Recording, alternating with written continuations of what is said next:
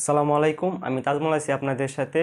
তোমরা অনেকে জানতে চেয়েছো এসএসসি এর পর তোমাদের যে পলিটেকনিকের তৃতীয় সেমিস্টারের যে ভর্তি বিজ্ঞপ্তিটি এটি কবে প্রকাশ হবে এবং তোমাদের কবে পলিটেকনিক ইনস্টিটিউটে তোমাদেরকে ভর্তি নেবে। এসএসসিতে পড়াশোনা করেছো তাদের ভর্তি কবে নেবে।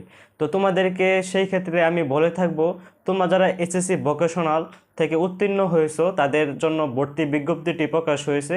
তারা পলিটেকনিকের চতুর্থ পর্বে শূন্য আসনে ভর্তি হতে পারবে। তোমাদের ভর্তি কিন্তু এখন পর্যন্ত চলমান রয়েছে আবেদন প্রক্রিয়া। তোমরা আবেদন প্রক্রিয়ার মাধ্যমে ভর্তি হতে পারবে পলিটেকনিকে যারা এসএসসি ভোকেশনালে পড়াশোনা করেছো। কিন্তু যারা সায়েন্সে পড়াশোনা করেছো তাদের যে ভর্তি বিজ্ঞপ্তিটি এটি এখনও প্রকাশ হয়নি।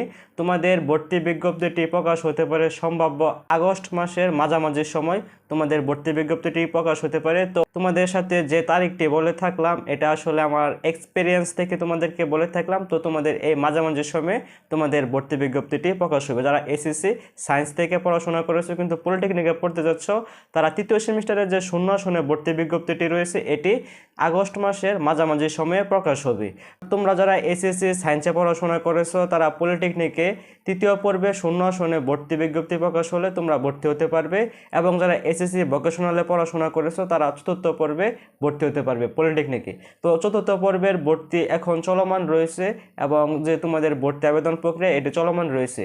তোমরা যারা এসএসসি সায়েন্সে পড়াশোনা করেছো তাদের যে ভর্তি বিজ্ঞপ্তিটি এটি এখনও প্রকাশ হয়নি। তোমাদের এটি প্রকাশ হবে আগস্ট মাসের মাঝামাঝি সময়। তখন তোমাদের যে ভর্তি সার্কুলার বা কারিগরি শিক্ষা বোর্ড থেকে যে তোমাদের ভর্তি নীতিমালা থাকবে তা তোমরা দেখে নেবে, এবং আমাদের এই চ্যানেলে ভিডিও প্রকাশ করা হবে। এই চ্যানেলটি সাবস্ক্রাইব করে আমাদের সাথেই থাকবে। তোমাদের যে করণীয় তা আমরা অবশ্যই এই চ্যানেলের ভিডিও মাধ্যমে তোমাদেরকে বুঝিয়ে থাকবো। অবশ্যই চ্যানেলটি সাবস্ক্রাইব করে সাথেই থাকবে। তো এসএসসি নিয়ে তোমাদের আরও অনেক প্রশ্ন রয়েছে। তো সকল প্রশ্নে আসলে এক ভিডিওতে উত্তর দেওয়া পসিবল না। তো আমার নাম্বারটি দেওয়া থাকবে, আমার নাম্বারটিতে যোগাযোগ করতে পারো চাইলে।